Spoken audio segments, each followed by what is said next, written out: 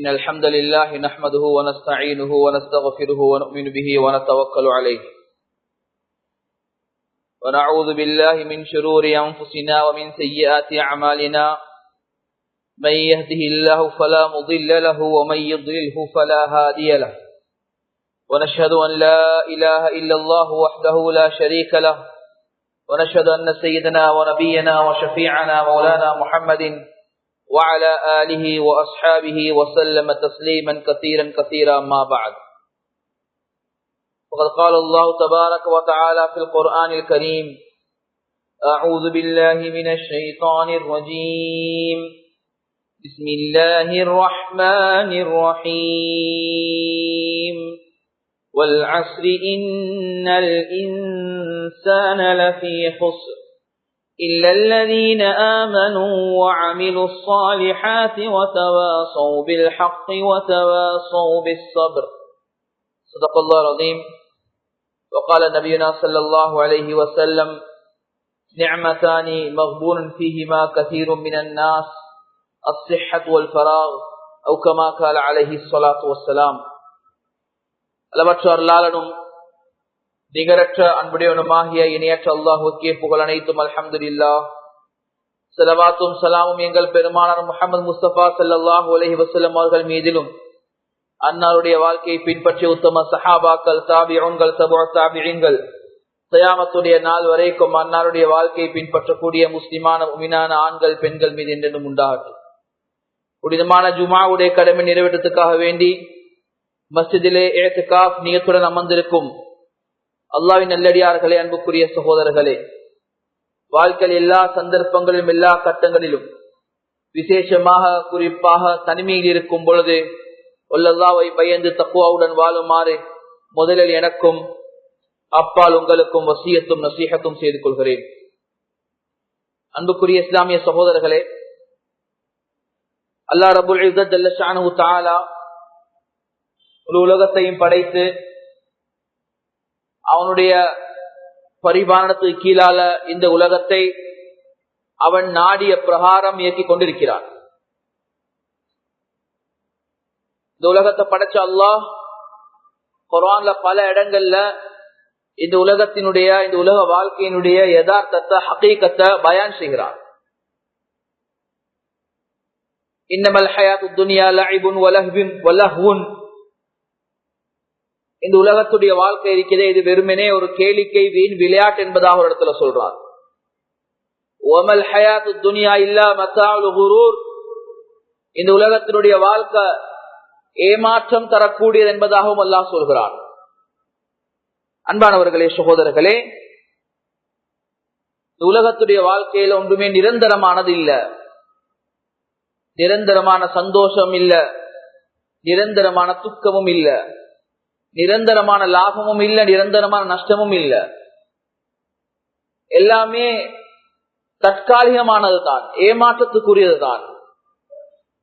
உலகத்தினுடைய அழகுகள், உலகத்தினுடைய அலங்காரங்கள் வெளி தோற்றத்துல பார்வைக்கு பசுமையானதாக, கவர்ச்சியாக எங்கட கண்களுக்கு தெரிந்தாலும் புலப்பட்டாலும், அன்பானவர்களே, அந்த அழகுல, அந்த சௌந்தரியத்துல, அந்த கவர்ச்சியில ஒன்றுமே நிரந்தரமானது இல்ல. எங்களுடைய உடம்பு நிரந்தரமானதல்ல, எங்களுடைய வயது நிரந்தரமானதல்ல. இப்ப நான் இளைஞனாக இருக்கிறேன், வாலிபனாக இருக்கிறேன், சிறுவனாக இருக்கிறேன், இப்படியே தான் இருப்பேன் என்றது இல்ல. அன்புக்குரியவர்களே, சகோதரர்களே, எல்லாமே நிலைமைகளும் காலங்களும் மாறி மாறி இந்த உலகத்தினுடைய யதார்த்தத்தை சொல்லிக் கொண்டே இருக்குது. அல்லாஹ் இதை பயான் செஞ்சு கொண்டிருக்கிறார். இந்த உலகத்துடைய அழிவை பற்றி அல்லாஹ் பயான் செய்கிறான். இத ஷம்சு கூவிரத் وَإِذَا النُّجُومُ انْكَدَرَتْ وَإِذَا الْجِبَالُ سُيِّرَتْ وَإِذَا الْعِشَارُ عُطِّرَتْ إِذَا السَّمَاءُ انْفَطَرَتْ وَإِذَا الْكَوَاكِبُ انْتَثَرَتْ وَإِذَا الْبِحَارُ فُجِّرَتْ وَإِذَا الْقُبُورُ بُعْثِرَتْ إِذَا وَقَعَتِ الْوَاقِعَةُ لَيْسَ لِوَقْعَتِهَا كَاذِبَةٌ. அன்பானவர்களே, சகோதரர்களே, இந்த உலகத்தினுடைய அழிவு நாள பத்தி இது அழிஞ்சு போய்த்திடும், சுக்குநூறாகிடும், ஒன்றுமே இருக்காது என்பதாக படைச்ச அல்லாஹ் குர்ஆன்ல பயான் செஞ்சு கொண்டிருக்கிறார். ஒன்றுமே நிரந்தரமானதல்ல.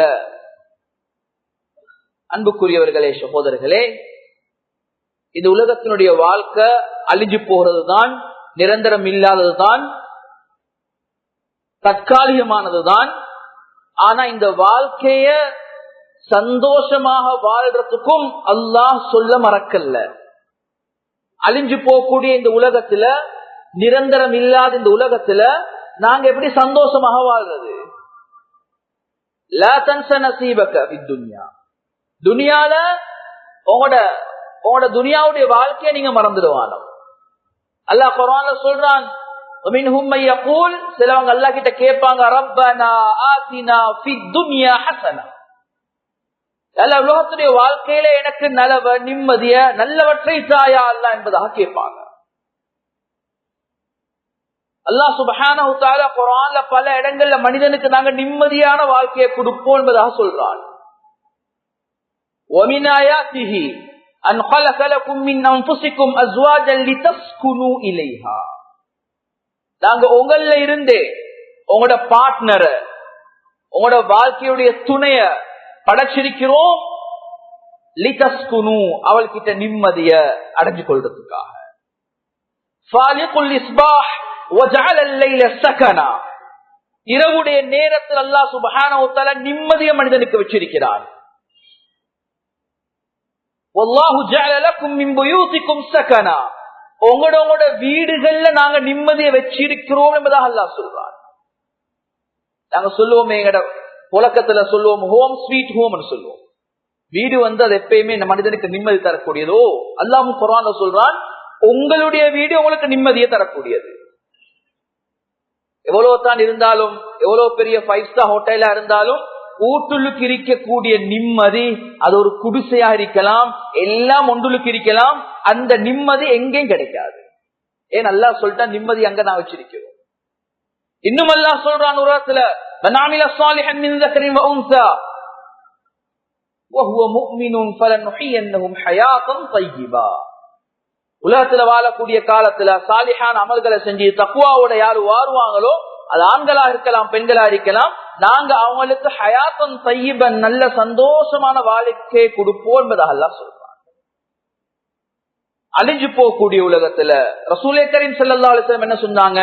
அஅமாரு உம்மதி மா பைன 60 வ 70, இந்த உம்மத்தினுடைய வயதில் 60க்கும் 70க்கும் இடப்பட்ட ஒரு காலம் தான்.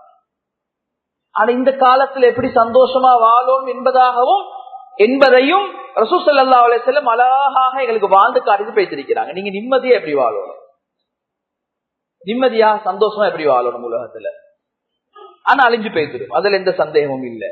ஆனா அழிஞ்சு போக காட்டுல நிம்மதியா எப்படி வாழ்றது? அன்புக்குரியவர்களே, சகோதரர்களே, இஸ்லாம் அதை எங்களுக்கு படிச்சு தருதலா, அழகா படிச்சு தருவது. இன்னைக்கு நாங்க எல்லாரும்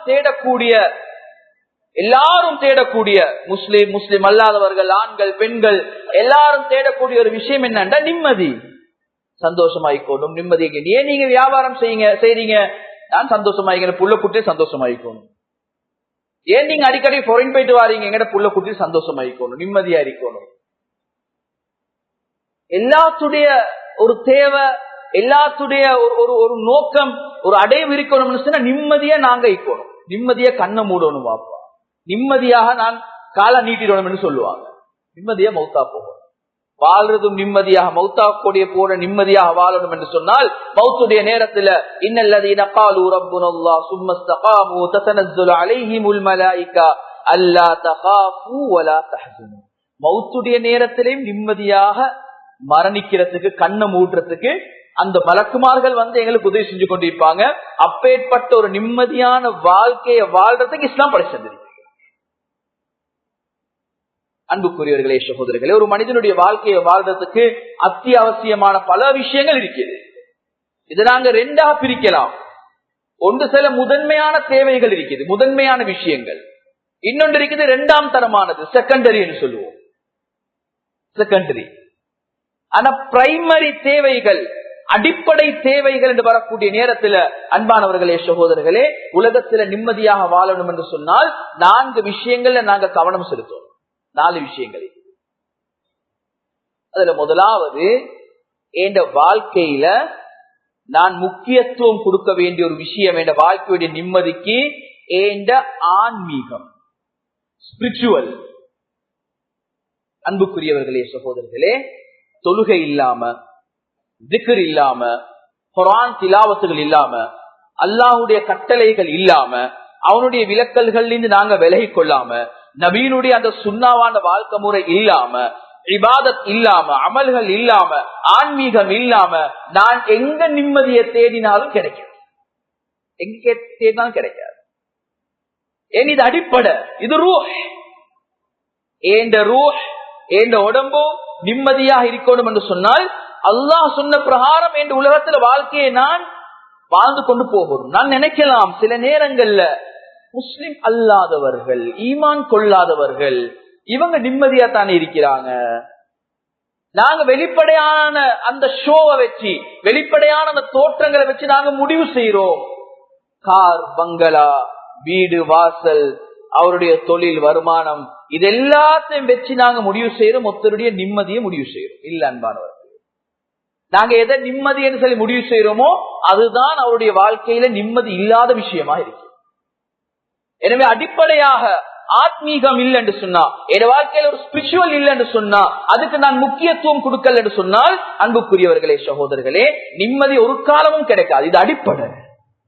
தொழுகை இல்லாம, ஃபஜ்ர் இல்லாம என் வாழ்க்கையில சந்தோஷம் இருக்குமா? ஃபஜ்ர் இல்லாம, சுபஹ் இல்லாம, 5 நேர தொழுகை இல்லாம என் வாழ்க்கையில சந்தோஷம் எங்க கிடைக்க போகுது? எனக்கு ரசூல் ஸல்லல்லாஹு அலைஹி வஸல்லம் தெளிவாக சொன்னாங்க, சுபோ தொழாம பஜாருக்கு போறாரு, முசீபத்தோட போறாரு, ஷைத்தானை கூப்பிட்டு கொண்டு போறாரு.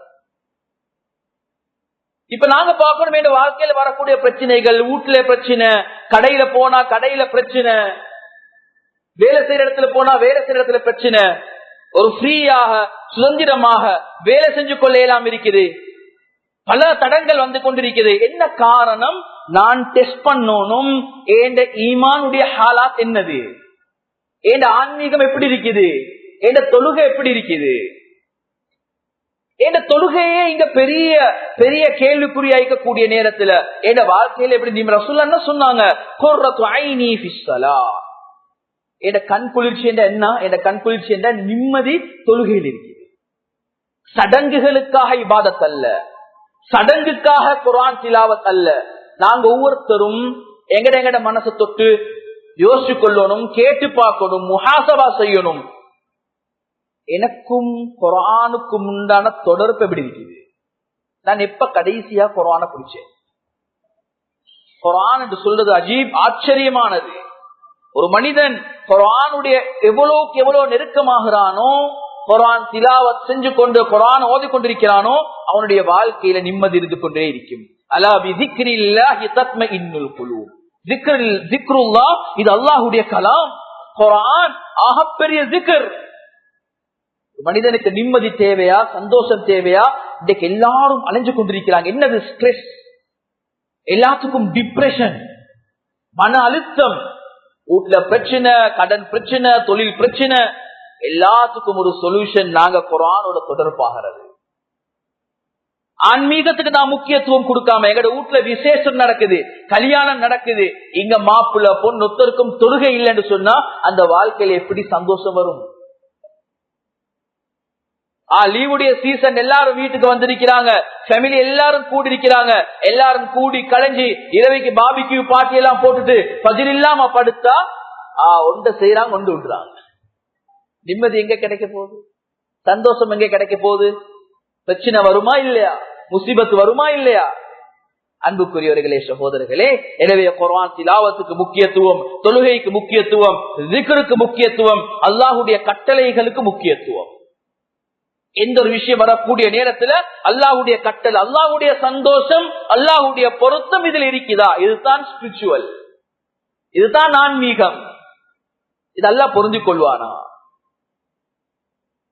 எனவே மனிதனுடைய வாழ்க்கையை நிம்மதியை நிர்ணயிக்கக்கூடிய முதலாவது விஷயம் அவனுடைய இபாதத், அவனுடைய ஈமான், அவனுடைய தக்வா, அவனுடைய யகீன், சுருக்கமாக அவனுடைய ஆன்மீக வாழ்க்கை.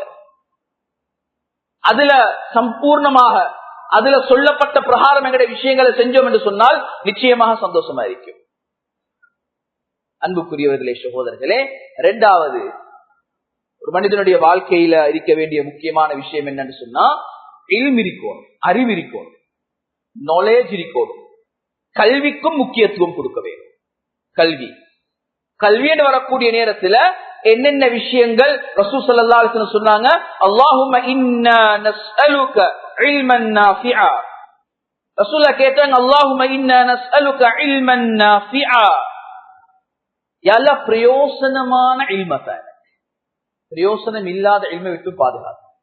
அன்புக்குரியவர்களே சகோதரர்களே, குழந்தைகள், வாலிபர்கள், இளைஞர்கள் கல்விக்கு ஷரியத்தோட இஸ்லாத்தோட முக்கியத்துவம் கொடுக்கணும். இஸ்லாத்தை விட்டுட்டு ஷரியத்தை விட்டுட்டு வெறுமனே கல்விக்கு மாத்திரம் முக்கியத்துவம் கொடுத்தால், அன்பானவர்களே சகோதரர்களே, பிரச்சனை இல்லை. நீங்க டாக்டர் ஆகுங்க, இன்ஜினியர் ஆகுங்க, லாயர் ஆகுங்க. ஆனா தீனோட, ஆன்மீகத்தோட, தொழுகைய பாலாக்காத, திக்ர பாலாக்காத, குர்ஆன் திலாவத்தை பாலாக்காத, அல்லாஹ்வுடைய கட்டளைகளை பாலாக்காத இல்மும் ஒரு மனிதனுடைய வாழ்க்கையில சந்தோஷத்தை முடிவு செய்யும். அன்பானவர்களே சகோதரர்களே, மூணாவது விஷயம், அந்த இல்மோட சேர்ந்து ஹலாலான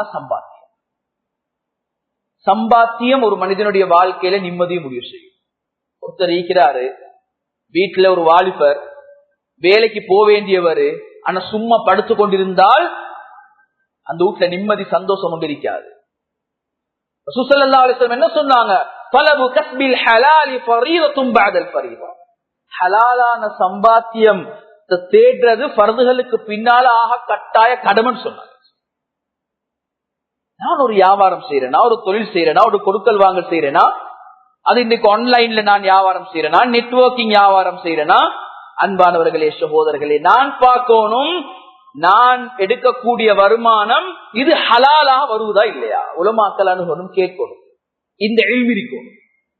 ஒரு வியாபாரம் செய்யறதுக்கு தொழுகைக்கு முன்னால தொழுகையினுடைய ஷரத்து, ஃபர்து, தொழுகை பாத்திலான கூடிய விஷயங்கள், தொழுகையில முஸ்தஹப்பான விரும்பத்தக்க விஷயங்கள், தொழுகையில செய்யக்கூடாத மக்ரூஹான விஷயங்களை படிக்கிற நான், ஹஜ்ஜுக்கு போறதுக்கு உம்ராவுக்கு போறதுக்கு முன்னால அதனுடைய சட்ட திட்டங்களை படிக்கிற நான், நோம்பு பிடிக்கிறதுக்கு முன்னால அதனுடைய சட்ட திட்டங்களை படிக்கக்கூடிய நான், ஒரு கொடுக்கல் வாங்கல் செய்யறதுக்கு முன்னால் இதனுடைய சட்ட திட்டங்களை தெரிஞ்சிருக்கேன். இது இன்றைக்கு மாடர்ன் வேர்ல்ட், இந்த உலகம் வளர்ந்துருச்சு, இது இன்டர்நெட் யுகம், இது அதுக்கு மேலால இப்ப வைத்துக் கொண்டிருக்கிறது. இப்ப செய்யக்கூடிய டிரான்சாக்சன் எல்லாம் இந்த மௌலவிமார்களுக்கு தெரியாது, அல்லது குர்ஆன் ஹதீஸ்ல இது சம்பந்தமாக இல்ல என்ற முடிவுக்கு நானும் நீங்களும் வந்துடக்கூடாது. நான் ஒரு வியாபாரம் செய்யறதுக்கு முன்னால என் ஃபேமிலி டாக்டர், என் ஃபேமிலி லாயரை போல எனக்கு என்று சொல்லி தகுதியான ஒரு ஆலிம் கிட்ட போயிட்டு கேட்கணும், இப்படியான ஒரு வியாபாரம் செய்ய போறேன், இதனுடைய கொடுக்கல் வாங்கல் இப்படித்தான் நடக்க போகுது, இது ஹலாலா ஹராமா? அன்பானவர்களே சகோதரர்களே, மூணாவது விஷயம், அது இல்மோட சேர்ந்தது ஹலாலான சம்பாத்தியம். மூணாவது விஷயம் என்னன்னு சொன்னால், எங்கட வாழ்க்கையில நிம்மதியை நிர்ணயிக்கக்கூடிய மூணாவது விஷயம் உடல் ஆரோக்கியம். உடல் ஆரோக்கியம். இன்னைக்கு நாங்க சில நேரங்கள்ல எங்கட ஸ்பிரிச்சுவலுக்கு, ஆன்மீகத்துக்கு கொடுக்கக்கூடிய முக்கியத்துவம், எங்கட கல்விக்கு கொடுக்கக்கூடிய முக்கியத்துவம், சம்பாத்தியத்துக்கு கொடுக்கக்கூடிய முக்கியத்துவம் எங்கள் உடல் ஆரோக்கியத்துக்கு கொடுக்கிறது இல்ல. நபி ஸல்லல்லாஹு அலைஹி வஸல்லம் அவங்க ஒரு மனிதனுடைய ஒரு ஆரோக்கியத்தையும் சொல்லி காட்டியிருக்கிறார். அல்லாஹ்வுக்கு மிகவும் விருப்பமான அல் முஃமினுல் கவி ரசூலுல்லாஹ் சொன்னாங்க. ஒரு நல்ல ஹெல்தியான ஒரு முஃமின் அல்லாஹ்வுக்கு மிகவும் விருப்பம் என்பதை ரசூலுல்லாஹ் சொன்னாங்க. ஹெல்தியான, ஆரோக்கியமான. ரசூலுல்லாஹ் சொன்னாங்க, நிஅமதானி மக்பூன் ஃபீஹிமா கஸீரும் மினன் நாஸ். ரெண்டு நிஅமத்துகள் அல்லாஹ் தந்திக்கிறாங்க. ரெண்டு நிஅமத்துகள், இதுல மிச்சம் பேர் பாராமுகமா இருந்து கொண்டிருக்கிறோம். ரசூலுல்லாஹ் சொன்னாங்க அஸ்ஸிஹ்ஹா, முதலாவது சொன்னாங்க சிஹ்ஹத், உடல் ஆரோக்கியம், வல் ஃபராஹ், ஓய்வு நேரம். நாம் உடல் ஆரோக்கியத்துக்கு எவ்வளவு முக்கியத்துவம் கொடுத்திருக்கிறோம். என் சாப்பாட்டு பழக்க வழக்கங்கள் எப்படி இருக்குது, என் உடல் பயிற்சி பழக்க வழக்கங்கள் எப்படி இருக்குது. கண்டதையும் நான் சாப்பிடுறேன், கண்டதையும் சாப்பிடுறேன். அன்பானவர்களே சகோதரர்களே, அல்லாஹ் குர்ஆன்ல சொல்லக்கூடிய நேரத்துல யா அய்யுஹல்லதீன ஆமனூ குலூ மினத் தய்யிபாத்தி வஅமலூ ஸாலிஹ், தய்யிபாத்னு சொல்றாங்க. நல்லத சாப்பிடுங்க, ஹலால மாத்திரம் அல்ல, ஹலாலன் தய்யிபன், ஹலாலாகவும் இருக்கணும், சுத்தமானதா இருக்கணும். சுத்தத்துக்கு இஸ்லாம் சொல்லக்கூடிய மாதிரி முக்கியத்துவம், இஸ்லாம் காட்டக்கூடிய முக்கியத்துவம் வேற எங்கேயும் காண கிடைக்காது. ஆனா கவலையான விஷயம் என்னண்டா, இன்னைக்கு சுத்தத்துடைய விஷயத்துல எங்கட முஸ்லிம்கள் நாங்க எவ்வளவு பொறுப்போக்கா இருக்கிறோம் என்று சொன்னால், அன்பானவர்களே, சகோதரர்களே, எங்கட சில சில சாப்பாட்டு இடங்கள், எங்கட கடைகள் எங்கெங்கெல்லாம் போயிட்டு பார்த்தால் அல்லாஹ் பாதுகாக்கணும், சாப்பிட முடியாது, நாத்தம் அடிச்சு கொண்டு ஊத்தையாக. இஸ்லாம் இத சொல்லல. இதெல்லாம் சாப்பிடுறதுக்கு நான் யோசிக்கணும், இஸ்லாம் எப்படி சாப்பிடணும் என்று சொல்லி தருவது. நீங்க காத்துக்கு எவ்வளவு இடம் கொடுக்கணும், தண்ணீருக்கு எவ்வளவு இடம் கொடுக்கணும், சாப்பாட்டுக்கு எவ்வளவு இடம் கொடுக்கணும். ரசூலுல்லாஹ் சாப்பிட்டு காட்டிருக்கிறாங்க, நீங்க எப்படி சாப்பிடணும். திருமிதி ஷரீஃப் எடுத்து பார்த்தா விளங்கும் நபியினுடைய சாப்பாடு பழக்கம் எப்படி இருந்துச்சு. நபி எப்படி ஃபுட்ஸ் தின்றாங்க, நபி எப்படி கார்போஹைட்ரேட் சாப்பிட்டாங்க, ரசூலுல்லாஹி ஸல்லல்லாஹு அலைஹி வஸல்லம் எப்படி மாமிசம் சாப்பிட்டாங்க. ஒரு சஹாபி வந்து உட்கார் ரசூலுல்லாஹ் கிட்ட வந்து ஈச்சப்பழம் சாப்பிடுறாரு. ரசூலுல்லாஹ் கேட்டாங்க, என்ன கண் வலி என்று சொன்னீங்க, ஈச்சப்பழம் தின்றீங்களே? இல்லையா ரசூலுல்லாஹ், என் வலது கண் தான் வலிக்குதான், இடது பக்கத்தால சாப்பிடுன்னு சொன்னார். அது தமாஷா சொன்னார். ரசூலுல்லாஹ் சிரிச்சிட்டு சும்மா தான். ஏன் ரசூலுல்லாஹ் கேட்டாங்க? ஈச்சப்பழம் அதனுடைய இயற்கை, அது சூடு தன்மையுடையது. நீங்க ஈச்சப்பழத்தை இப்ப சாப்பிட்டீங்கன்னு சொன்னா உங்களோட கண்வலி இன்னும் கூடுமே. நீங்க உங்களோட உடம்புக்கு நீங்க செலுத்த வேண்டிய ஹக் இருக்குதே. ரசூலுல்லாஹ் சொன்னாங்க, வலி குல்லி ஷைஇன் ஹக்குன், எல்லாத்துக்கும் ஒரு ஹக் இருக்குது, எங்கட உடம்புக்கும் ஒரு ஹக் இருக்குது. மைக்கா மைப்பெட்டில் இது ஏண்ட உடம்பு, நான் எப்படி விருப்பம் இருக்கல, இது அமானிதம். நான் சிகரெட் குடிப்பேன், யாரு கேட்க இருக்கிறேன்? நான் சாராய குடிப்பேன், யாரு கேட்க இருக்கிறான்? நான் நினைச்சது சாப்பிடுவேன், எத்தனை மணிக்கும் சாப்பிடுவேன், யாரு கேட்க இருக்கிறா? அல்லாஹ் கேட்பான் நாளைக்கு. இது அல்லாஹ் தந்த உடம்பு இல்லையா? அல்லாஹ் தந்த லங்ஸ் இல்லையா? அல்லாஹ் தந்த ஹார்ட் இல்லையா? அன்பானவர்களே, சகோதரர்களே, நாங்க உடல் ஆரோக்கியத்துக்கு முக்கியத்துவம் கொடுக்கல என்று சொன்னால், இன்றைக்கு எந்த சாப்பாட்டுக்காக வேண்டி செலவழிக்கிறோமோ அதை விட பன்மடங்கு எங்கட மருந்துக்காக வேண்டி செலவழிக்க நேரிடும். அந்த நேரத்துல நாங்க கவலைப்பட்டுவே இல்லை. எனவே உடல் ஆரோக்கியத்துக்கு நாங்க கொஞ்சம் முக்கியத்துவம் கொடுக்கணும். எங்க போயிட்டு சாப்பிடுறது, என்ன சாப்பிடுறேன் நான், இது சாப்பாடு என் உடம்புக்கு பொருத்தமா, இது தய்யிபானதா, சுத்தமானதா, இதெல்லாம் இன்னைக்கு வகை வகையான சாப்பாடுகள், இன்னைக்கு மேற்கேத்திய சாப்பாடுகள் எல்லாம் வந்திருக்குது. இதெல்லாம் எங்கட நாட்டுக்கு உகந்ததா, இது பொருத்தமா, ஒரே இந்த சாப்பாடு சாப்பிட்டு கொண்டிருக்கிறேனே, இது சரிதானா, அல்லாஹ் அந்த அமானிதத்துக்கு உண்டான ஹக்கா நிறைவேற்றேனா நான் பார்ப்போம். உடல் ஆரோக்கியம் எங்கட வாழ்க்கையில நிம்மதிய தீர்மானிக்கும். ஒருத்தர் நோயாளியா, ஒருத்தர் இருக்கிற வயசாளி, வீட்டுல ஒரு வயசாளி இருக்கிறாரு, ஆனா வயசாளி இருக்கிறது வீட்டுக்கு ஒரு பரக்கத். அன்புக்குரியவர்களே, சகோதரர்களே, நோய் என்றதும் ஒரு நிஅமத்து தான். ஷிஃபா என்றது, சிஹத் என்றது அதை விட பெரிய நிஅமத். அல்ல ஓடி ஆடி விளையாடக்கூடிய நல்ல திடகாத்திரமான இருக்கக்கூடிய ஒரு வாலிபர், அல்லது அந்த வயசுல 45, 50, 55 வயசுல அவர் வியாபாரம் செய்யக்கூடிய, தொழிலுக்கு போகக்கூடிய ஒரு வீட்டுல படுத்து படிக்க இருப்பான்னு, அந்த வீட்டுல நிம்மதி இருக்குமா? அந்த வீட்டுல சந்தோஷம் இருக்குமா? அன்புக்குரியவர்களே, சகோதரர்கள், நாங்க மறு பரிசீலனை செஞ்சு பார்க்கணும் எங்கட சாப்பாடு பழக்க வழக்கங்கள். 4வது விஷயம் ஏற்கனவே சொல்லிட்டு வந்தோம். முதலாவது ஒரு மனிதனுடைய வாழ்க்கையை நிம்மதியை தீர்மானிக்கக்கூடிய முதலாவது விஷயம் அவனுடைய ஆன்மீகம். 2வது இல்மும் ஹலாலான தொழிலும். 3வது உடல் ஆரோக்கியம். 4வது விஷயம் அழகான உறவு முறைகள், ரிலேஷன்ஷிப். அன்புக்குரியவர்களே, சகோதரர்கள், எங்கட உலகத்துல வாழக்கூடிய நேரத்துல நாங்க எல்லாத்தோடையும் நாங்க விரும்பியோ விரும்பாமலோ உலகம் என்றது அல்லாஹ் எங்களுக்கு ஒரு குடும்பத்தை தந்திருக்கிறான், உறவு முறைகளை தந்திருக்கிறான். கணவன் மனைவி என்ற உறவு முறை, பெற்றோர் குழந்தைகள் என்ற உறவு முறை, இரத்த பந்த உறவுகள் என்று சொல்லக்கூடிய உறவு முறை, அடுத்த வீட்டுக்காரர் என்று சொல்லக்கூடிய உறவு முறை. நாங்க வாழக்கூடிய நாட்டில அந்நியவர்களோடு இருக்கிறோம் என்று சொன்னால் அந்த உறவு முறையையும் அல்லாஹ் சொல்லிதான் இருக்கிறார். ரசூலுல்லாஹ் எங்களுக்கு வழிகாட்டி தான் இருக்கிறாங்க. இந்த உறவு முறையில பிரச்சனை வரும் என்று சொன்னாலும் நிம்மதி இருக்காது. வீட்டுக்கு மாப்பிள்ளையும் பொண்டாட்டியும் சண்டை, அந்த வீட்டுல நிம்மதி இருக்காது, பிள்ளைகளுக்கு நிம்மதி இருக்காது.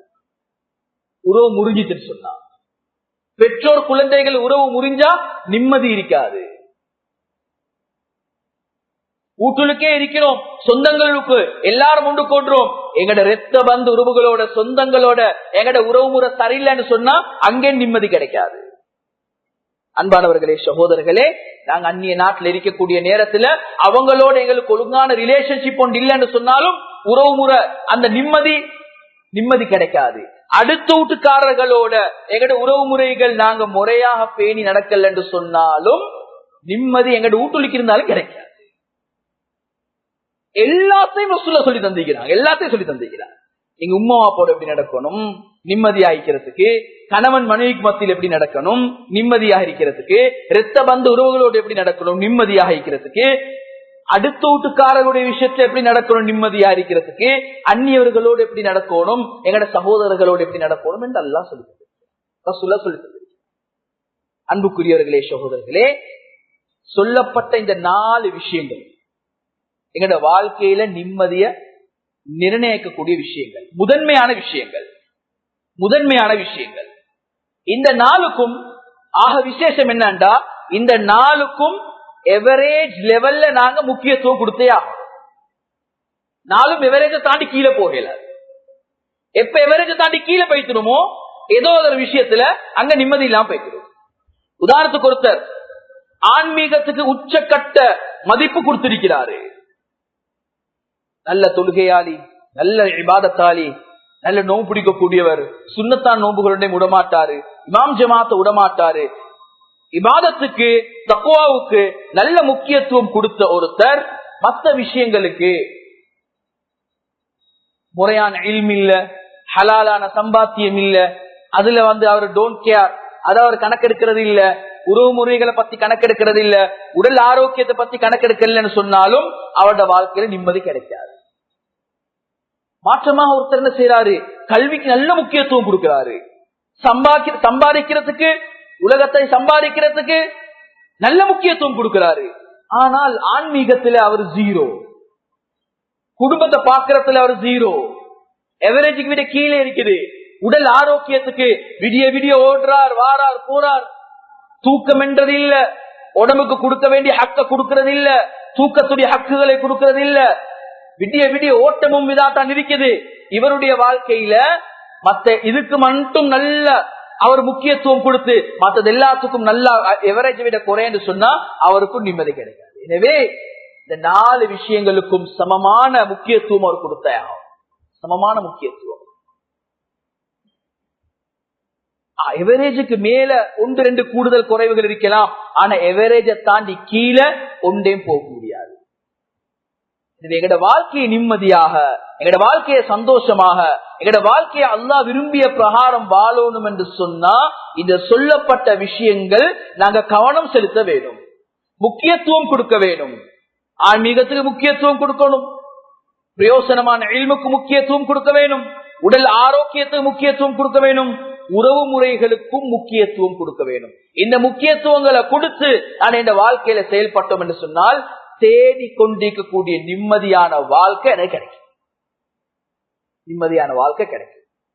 அந்த நேரத்துல ரப்பனா ஆத்தினா ஃபித் துன்யா ஹஸனத்தன் வ ஃபில் ஆখিরাতি ஹஸனத்தன் வ கினா அஸாபன்னார். இப்ப இந்த துஆவை அஸ்ல விளங்கலும், எங்களுக்கு இது ரியாலிட்டி எங்களுக்கு விளங்கலும். எனவே சகோதரர்களே, பெரியார்களே, உலகம் அழிந்து போகக்கூடியதுதான், உலகம் இல்லாமல் போகக்கூடியதுதான், உலகம் நிரந்தரம் இல்லாததுதான். அந்த நிரந்தரம் இல்லாத அழிஞ்சு போகக்கூடிய இந்த உலகத்துல நாங்க ஒரு வாழ்க்கையை அல்லாஹ் எங்களுக்கு தந்திருக்கிறான். அந்த வாழ்க்கையை மனமாகி கொள்றதுக்கு, நிம்மதியாக்கி கொள்றதுக்கு சொல்லப்பட்ட 4 விஷயங்களை பேணி நடக்கக்கூடிய பாக்கியத்தை வல்ல ரஹ்மான் நம்